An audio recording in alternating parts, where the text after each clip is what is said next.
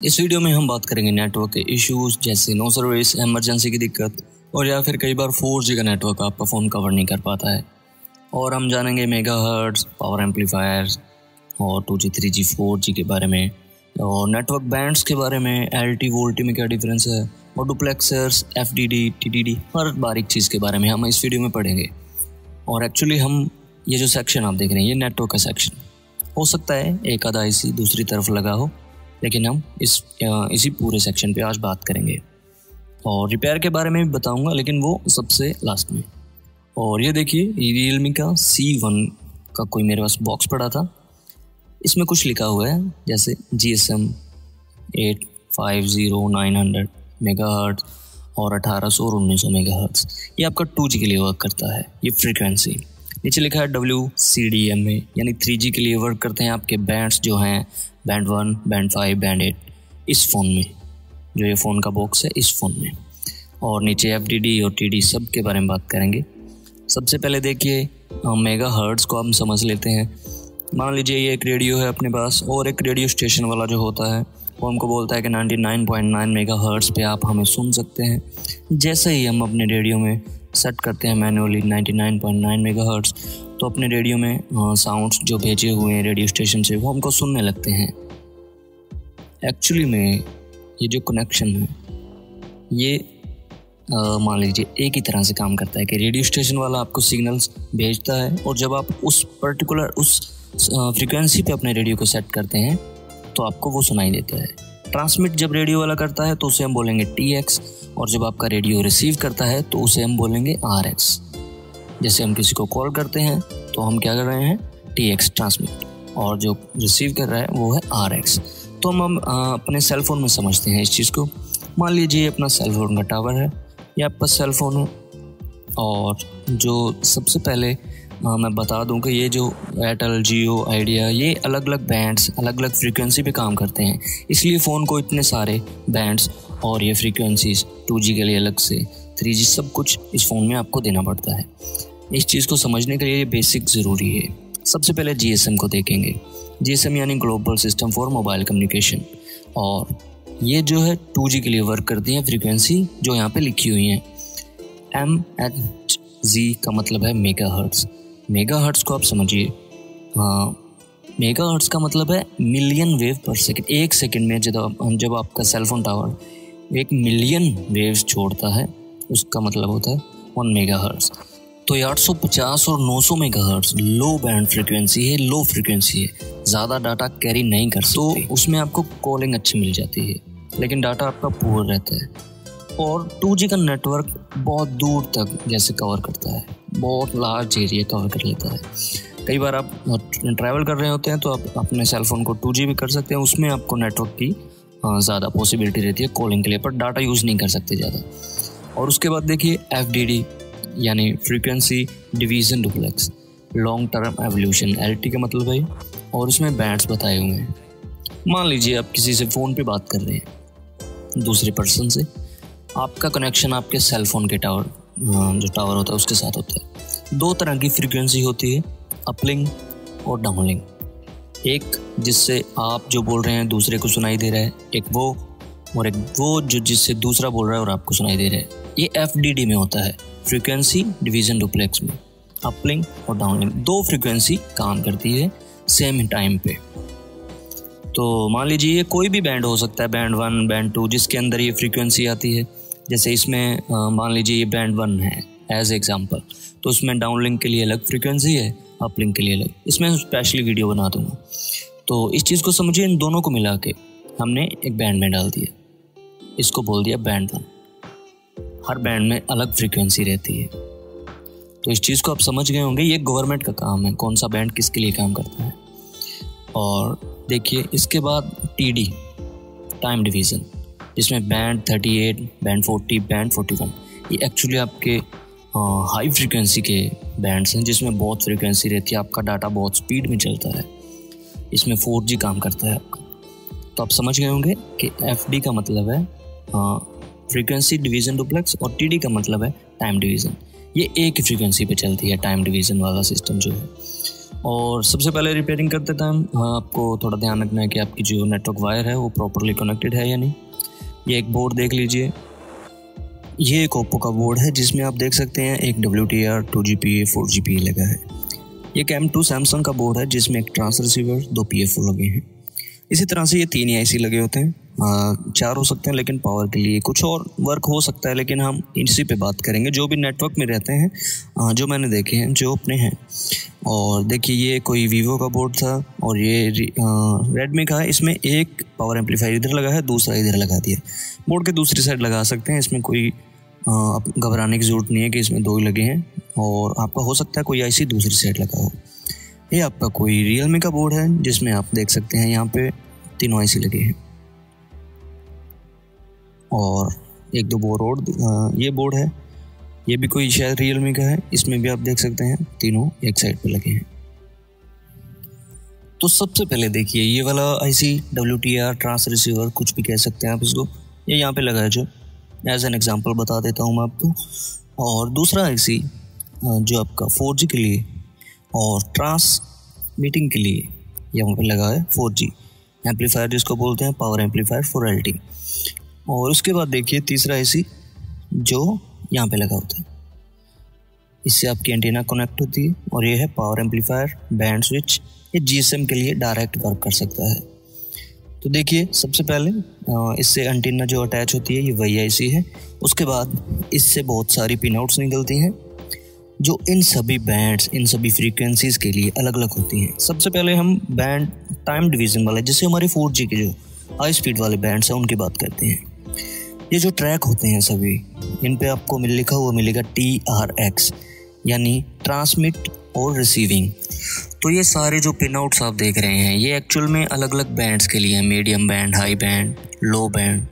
और देखिए हम सबसे पहले 4G का जो हाई फ्रीक्वेंसी बैंड है उसकी बात करते हैं, जैसे TRX बैंड 40।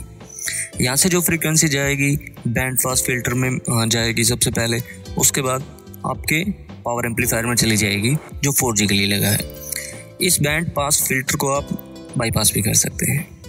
उसके बाद देखिए ट्रांसमिट और रिसीविंग का जो आप समझ लीजिए, जैसे आप फ़ोन पे बात कर रहे हैं, आप कुछ बोले, वो आपका WTR ट्रांसमिट करना है। उसको ट्रांसमिट करने के लिए पहले वो भेजता है पावर एम्पलीफायर को जो 4G के लिए लगा है, उससे उसकी पावर बूस्ट होती है ताकि वो सेलफोन टावर तक पहुंच सके। और जो RX वाली लाइन है, वो जो दूसरा आदमी आपसे फ़ोन पे बात कर रहा है, वो सेलफोन टावर से सिग्नल को बूस्ट करके WTR को प्रोवाइड कराता है। तो ये पावर एम्पलीफायर 4LT लगा है, ये इसीलिए लगा है ताकि ट्रांसमिट का सिग्नल बूस्ट किया जा सके। आप समझ सकते हैं। तो आप समझ गए होंगे कि पावर एम्पलीफायर 4LT क्यों लगा है। एक्चुअल में सिग्नल्स इनपुट और आउटपुट जैसे ट्रांसमिट और रिसीविंग को बूस्ट करने के लिए। सबसे पहले देखिए ये दूसरा जो अपना है FDD फ्रीक्वेंसी डिवीज़न डुप्लेक्स वाला। इसमें जितने भी बैंड रहेंगे, जैसे पहले बैंड 1 की बात कर लेते हैं, इसके रास्ते में आपको डुप्लेक्सर मिलेगा। ये लो फ्रीक्वेंसी मान ली मीडियम बैंड्स हैं, इसके लिए रिसीविंग के लिए कोई पावर की ज़रूरत नहीं है ज़्यादा, तो आपका डायरेक्ट WTR रिसीविंग कर लेता है। जैसे RX जो भी कॉल आया, ट्रांसमिट के लिए फिर से पावर चाहिए तो वो पावर आपकी पावर एम्पलीफायर 4LT से होके जाएगी। ये है आपका डुप्लेक्सर। तो इसको आप जंपर भी कर सकते हैं निकाल के, लेकिन जंपर मत करिए। मेरी बात मानते हैं तो आई थिंक आप इसको रिप्लेस करिए, क्योंकि जंपर से नेटवर्क तो आ जाते हैं लेकिन प्रॉब्लम फिर भी कई बार कस्टमर को रहती है इस चीज़ की। तो जो हाई फ्रीक्वेंसी वाले बैंड्स हैं उसके लिए पावर एम्पलीफायर 4LT वर्क करता है सिग्नल्स भेजने के लिए, लेकिन लो फ्रीक्वेंसी के लिए ज़रूरत नहीं है। तो WTR क्या करता है, लो बैंड फ्रीक्वेंसी होती है जिनमें, उनके लिए डायरेक्ट WTR ट्रांसमिट कर देता है आपके 2GPA में, जो GSM मैंने लिखा हुआ है यहाँ पे बैंड स्विच। ये है power amplifier for 2G। Direct यहाँ से सिग्नल आपके सेलफोन टावर में चले जाते हैं। तो इसके लिए ज़्यादा पावर की ज़रूरत नहीं होती, इसलिए पावर एम्पलीफायर 4LT यहाँ वर्क नहीं करता। तो चलिए हम समझते हैं इसको PC में। एक बेसिक सा मॉडल लिया है हमने समझने के लिए। ये आपकी एंटीना कनेक्ट होती है यहाँ से, और यहाँ तक का ट्रैक आप टेस्ट कर लेंगे। यहाँ पे बीप आएगी, लेकिन बीप के साथ कुछ वैल्यू आपको देखने को मिलेगी। कहीं पे प्रॉब्लम हो तो उसे यहाँ से जंपर कर दीजिएगा। ये आपका 2GPA GSM के लिए मैंने पावर एम्पलीफायर बताया था वो वाला। देखते हैं ये कहाँ पे लगा। तो मैं देखता हूँ बोर्ड में, इसको कॉपी कर लेते हैं जो भी इसका सिस्टम है। ये मैंने कॉपी किया, यहाँ पे मैं इसको पेस्ट करूँगा। यहाँ पे नहीं होगा, सॉरी, डायग्राम्स में पेस्ट करूँगा इसको। कॉपी नहीं हुआ, दोबारा से कॉपी करेंगे वहाँ से और यहाँ पे मैं इसको पेस्ट कर देता हूँ। ये मैंने पेस्ट किया, मैंने देखा यहाँ पे लगा हुआ है ये। इसमें जो मेन पिन आउट्स हैं, मेन जो आपके ट्रैक्स हैं, हम बात करेंगे जैसे वीबैट और VCC इसमें बताया हुआ है। यहाँ पे आपको सप्लाई मिल रही है इन कैपेसिटर से होते हुए, जो सप्लाई है वो है VPH। अगर ये शॉर्ट हुई या कैपेसिटर शॉर्ट हुआ तो आपका फ़ोन एक तरीके से डेड, ऑन भी नहीं होगा। ये कैपेसिटर्स आप चेक करेंगे, ये डायोड चेक करेंगे, ये VPH सप्लाई है आपकी और ये आपकी चार्जिंग IC से आ रही है। और अगर सप्लाई मिल नहीं रही है कोई भी कैपेसिटर पे, जितने भी ट्रैक हैं, तो उस टाइम पे तो आपका फ़ोन ऑन भी नहीं होगा। VPH नहीं होगी तो फ़ोन नहीं चलेगा। अगर फ़ोन रनिंग में है तो VPH आपको मिल जाएगी। अगर यहाँ पे VPH नहीं आ रही तो जंपर कर दे। अगर कोई कैपेसिटर शॉर्ट है तो आप उसे निकाल दीजिए। और देखिए उसके बाद नो सर्विस की मैं बता रहा हूँ आपको। अगर VIO मान लीजिए, वहाँ पे आपको मिलेगी 1.8 LDO5 से। ये देखिए नीचे लिखा भी हुआ, ये आपको बहुत सी जगह मिल जाएगी। आप सर्च करेंगे तो कहीं से भी जंपर उठा के ये कैपेसिटर देख लीजिए, मैं बता देता हूँ कहाँ पे लगा है।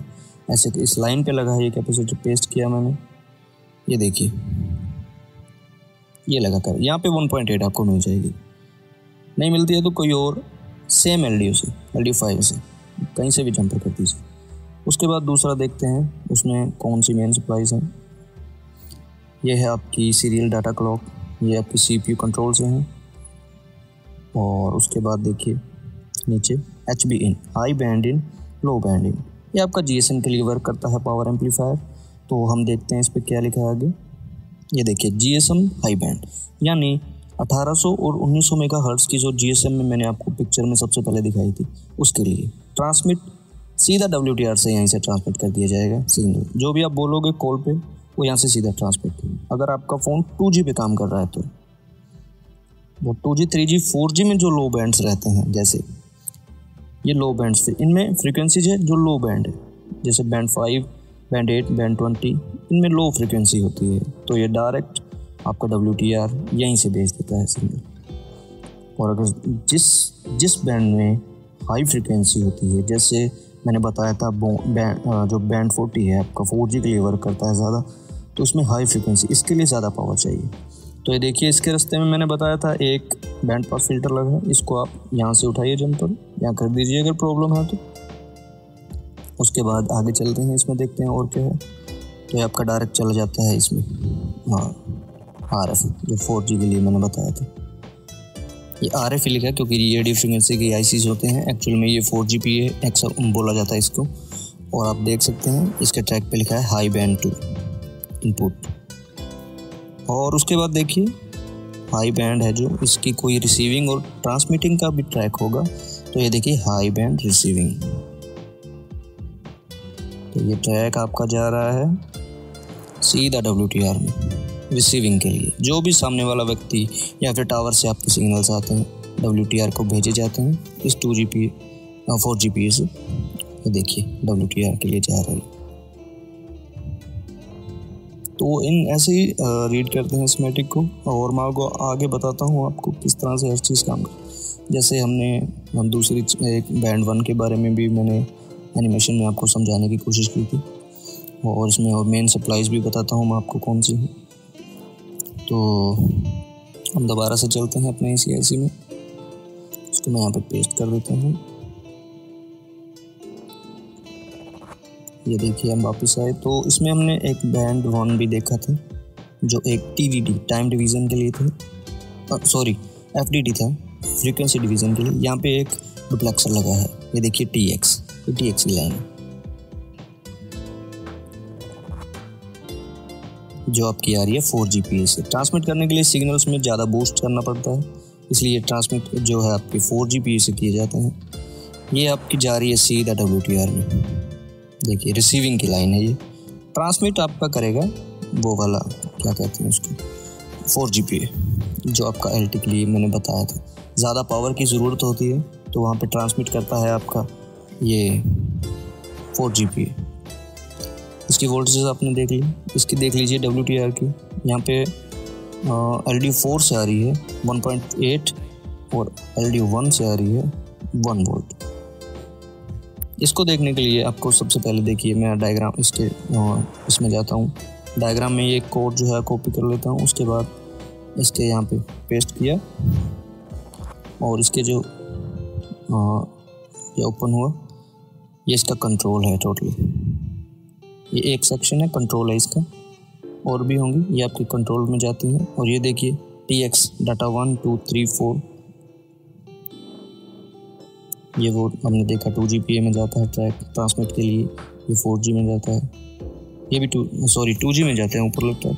ये रहा 4G के लिए बैंड 38, बैंड 40, बैंड 41, और ये रिसीविंग के लिए हाई बैंड रिसीविंग, लो बैंड रिसीविंग।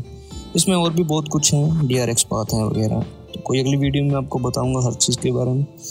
ये देखिए इसकी वोल्टेज V रेगुलर LDO 1.0, इस कैपेसिटर पे चेक करिए, यहाँ पे पेस्ट किया, चेक किया मैंने, ये रहा इस कैपेसिटर पे। आपको देखिए यहाँ पे 1.8, यहाँ पे 1.